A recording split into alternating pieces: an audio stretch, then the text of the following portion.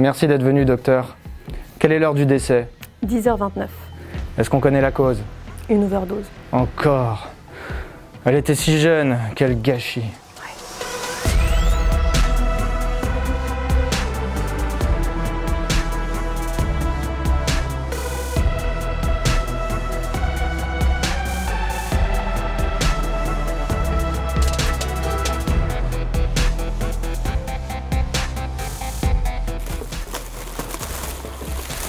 Ah, mon Dieu. Une overdose de déchets. Encore une. Laetitia Krenkovic, bonjour. Bonjour. Le titre de votre livre, c'est « Faites l'autopsie de votre poubelle ». Alors ce livre-là, justement, en fait, pourquoi l'avoir sorti? C'est vrai qu'il y a beaucoup de livres sur le zéro déchet, mais voilà, qu'est-ce qui était à l'origine, vous, de votre approche du zéro déchet et de ce livre? Alors c'est vrai que c'était un peu difficile de se dire quoi, encore un livre zéro déchet, je le mets d'ailleurs à l'intérieur, parce que je me suis dit, il y a un peu tout qui a été fait, et en fait c'est vraiment parti d'une copine à moi, Marion, qui habite à Paris. On passe une soirée ensemble, et elle me dit, c'est super, le zéro déchet, tout ça, mais moi, quand j'ouvre ma poubelle, eh ben, je ne sais pas du tout par où commencer. Et c'est là qu'est né Faites l'autopsie de la poubelle de manière vraiment très pragmatique. Donc on prend les déchets un par un, par pièce, et on décline des solutions. Parce que là, c'est un peu aussi pour déculpabiliser les gens et pour leur donner envie de trouver leur version du zéro déchet. C'est un peu ce qu'on disait, c'est un peu difficile le mot zéro déchet parce que avec le zéro, ça semble carrément catégorique. C'est ça, c'est ce truc-là. En fait, on a l'impression qu'il faut vraiment arriver au compte zéro. En fait, non, on peut déjà être dans une démarche zéro déchet en ayant 4, 5, 10, 20 déchets. C'est déjà énorme, en fait. Alors là, on a un petit échantillon de déchets. Voilà, qui est représentatif, on va dire. On a essayé de faire un représentatif de voilà, des 39 millions de kilos de déchets qui sont produits chaque année en France, ce qui représente 440 kilos par habitant chaque année. C'est le chiffre de l'ADEME de 2019. Donc on a voilà, plusieurs familles de déchets et on va essayer de comprendre comment est-ce qu'on peut s'en débarrasser de ces déchets. S'en débarrasser dans le sens où on ne va plus les produire. Donc est-ce qu'on peut commencer peut-être par les bouteilles? Avec plaisir. Une bouteille en plastique, alors on sait le plastique c'est vraiment une grosse partie de nos déchets. Oui, malheureusement, oui. Et une des pires. Alors il y a des solutions pour chaque type de déchets et même pour les boissons, il va y avoir des solutions vraiment variées. Pour l'eau, ça va être vraiment à part. Et après, pour tout ce qui est jus de fruits, jus d'orange aussi, on va avoir différentes solutions. L'idée n'étant de ne pas se bloquer à se dire « je veux absolument refuser mon déchet ». On peut aussi l'acheter soit en plus gros contenant, soit essayer de privilégier le verre plutôt que le plastique, ce sera toujours un petit peu mieux. C'est un déchet, mais c'est un déchet un petit peu mieux géré. Un tout petit peu plus vertueux. D'accord. C'est pas la solution magique, mais en tout cas, ça permet de réduire. Pour ce qui est du verre, on en a parlé, c'est mieux que le plastique, mais quand même, c'est un problème. Alors du coup, qu'est-ce qu'on fait? Il y a des bouteilles en verre qui n'existent pas aussi, ou qui n'ont pas d'intérêt en plastique. Je pense au vin, par exemple, ou il y a d'autres choses. Qu'est-ce qu'on fait avec ces bouteilles? Il y a un système qui est en train de revenir, qui était là il y a quelques années et qui revient là, c'est la consigne. Après, je pense que voilà, si on n'a pas ces possibilités de consigne, ouais. Alors à ce moment-là, diminuer, ce qui est plutôt bon pour la santé oui, aussi, mais aussi diminuer en se disant je vais au moins réduire mes déchets. Parce qu'on pourrait revenir sur les fameux 5 R du zéro déchet. Oui. Et donc, ok, on dit souvent on refuse le déchet, mais en dessous de refuser le déchet, il y a quand même réduire et réutiliser. Donc on peut aussi trouver d'autres manières d'éviter qu'il aille à la poubelle et qu'il aille au recyclage. Ça, c'est donc du recyclage, mais qu'est-ce qu'il est ou de la récupération? Mais qu'est-ce qu'on peut aussi nous transporter comme objet avec nous, on va dire perpétuel, qui nous permet d'éviter du coup ces objets jetables? Je sais que toi, tu as des choses. C'est ça, moi je pars toujours un petit peu avec ma maison, voilà. Donc ça demande un peu d'organisation, oui. C'est vrai. Alors moi ce que j'ai donc pour la nourriture, que ce soit liquide ou vraiment tout ce qui est pour partir en voyage, ouais. Ma petite popote. D'accord, ça c'est plutôt pour le solide alors? C'est ça, le solide et même le liquide, parce qu'elle est étanche. Donc si on a envie de transporter une soupe, on peut, il y a un étage à l'intérieur. Je ne vais pas vous montrer, il y a mon repas encore dedans. Et ce qui est sympa aussi, c'est que c'est un peu moins lourd que le verre. Ensuite, ce que j'ai... Alors, ça fait un peu bobo écolo, je sais. Un mug réutilisable. Un mug réutilisable. Donc, pour aller chercher mon café, comme on a fait tout à l'heure d'ailleurs. Ouais. Donc je vais amener n'importe quel café à emporter, ben, au moins j'ai ça avec moi. Là aussi, c'est un peu, on n'est pas obligé d'avoir ça. Mais avec les années, on peut se retrouver à avoir des super cadeaux zéro déchet. Exactement. Et à les utiliser comme alternative. Comme la gourde, que je pense pas mal de gens ont offert récemment. C'est ça. Alors, ouais. La gourde, c'est presque devenu un acte politique zéro déchet, je trouve. C'est vraiment le truc, tu poses, ça y est, on sait que tu as commencé le zéro déchet. C'est un peu l'emblème. Ouais, Oui, c'est un peu l'emblème. Alors ça peut avoir un côté peut-être superficiel, mais en même temps, on voit que ça appelle les autres, ça les inspire et qu'ils finissent par eux aussi passer à la gourde. C'est vrai. Et donc supprimer un des plus gros emballages qu'on a le plus dans nos poubelles, la bouteille d'eau. Parce que la bouteille d'eau, donc on peut la remplacer facilement avec les gourdes. Moi, je vais enlever ma Charlotte parce que en train de faire un sauna. Il fait beaucoup trop chaud. Et ben, l'autopsie est finie. Donc, comment ça s'est passé concrètement la démarche pour vous de devenir zéro déchet? On était déjà dans cette transition écologique, le vélo, le végétarisme, le local, mais pas encore très zéro déchet. Et en partant en Asie et de se rendre compte que les déchets, ils étaient mais vraiment partout, que presque toutes les surfaces autour de nous devenaient inhabitables, que ce soit l'eau, la plage, la terre, les villes, du coup ça nous a vraiment choqués. Et moi encore plus, je pense. Et du coup, je me suis dit, quand je vais rentrer de ce voyage, je vais me mettre à 300% dans le zéro déchet et essayer de le diffuser au maximum. Donc c'est vraiment parti à la fois de renforcer mon image, enfin ma démarche individuelle et aussi aller vers le collectif.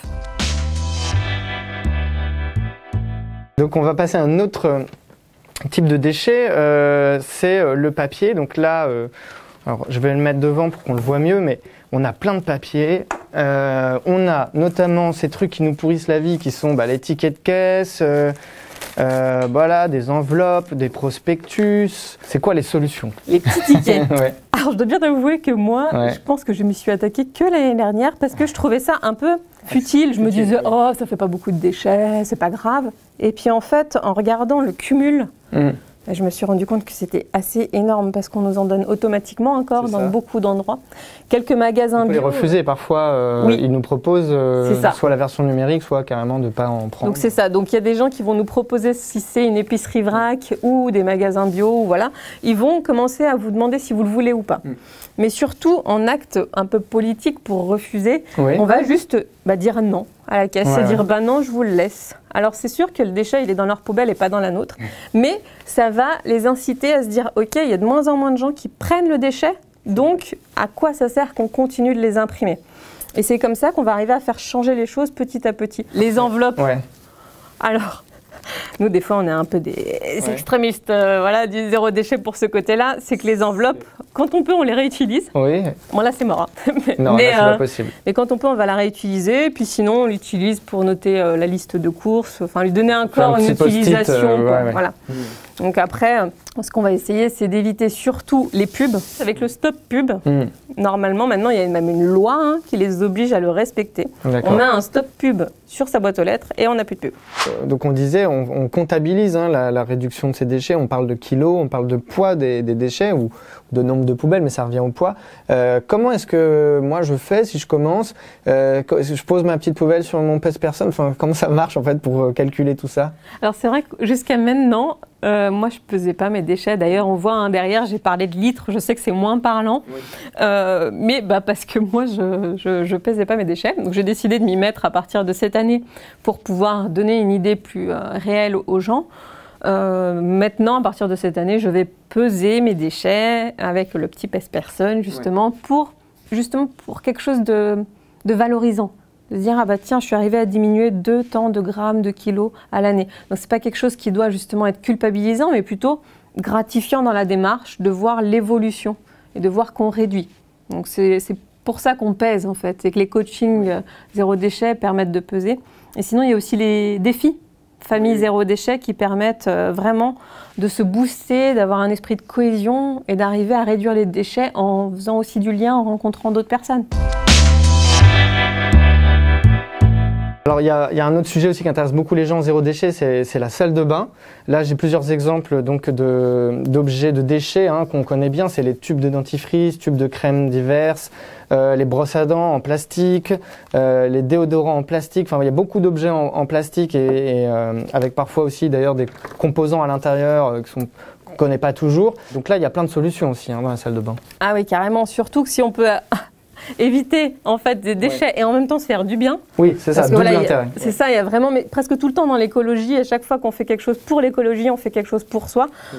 Souvent, quand on regarde les ingrédients et qu'on s'intéresse, on se rend compte qu'il y a beaucoup de perturbateurs endocriniens. Et sinon, après, dans les alternatives, il y a beaucoup de choses. Je vous ai amené un petit peu ma maison. Bah voilà, il faut voir les produits qui existent, qui justement, eux, sont des bonnes alternatives. On a... Je vous ai ramené ma brosse à dents, il reste encore un peu de dentifrice dessus. Donc la brosse à dents qui va être souvent en bambou et qui va avoir la tête qui se dévisse et qu'on va pouvoir changer si on a besoin. Une fois qu'on l'a utilisée, donc elle est compostable, hein, celle-ci. D'accord. Le dentifrice plutôt assez facile parce qu'aujourd'hui il y a beaucoup d'alternatives. Il y a des marques qui proposent des dentifrices consignés, donc il y en a déjà 2. Dentifrice aussi solide, donc qui permet carrément d'enlever tout emballage.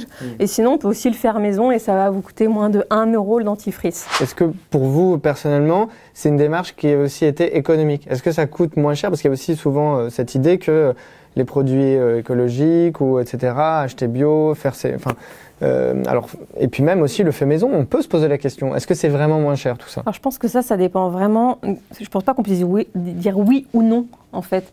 Parce que si on commence à aller par exemple dans une épicerie vrac ou dans un magasin bio, il y a des choses, les basiques, ça coûte pas plus cher, voire ça va coûter moins cher. Ceux qui font du fait maison, la plupart du temps ça coûte bien moins cher.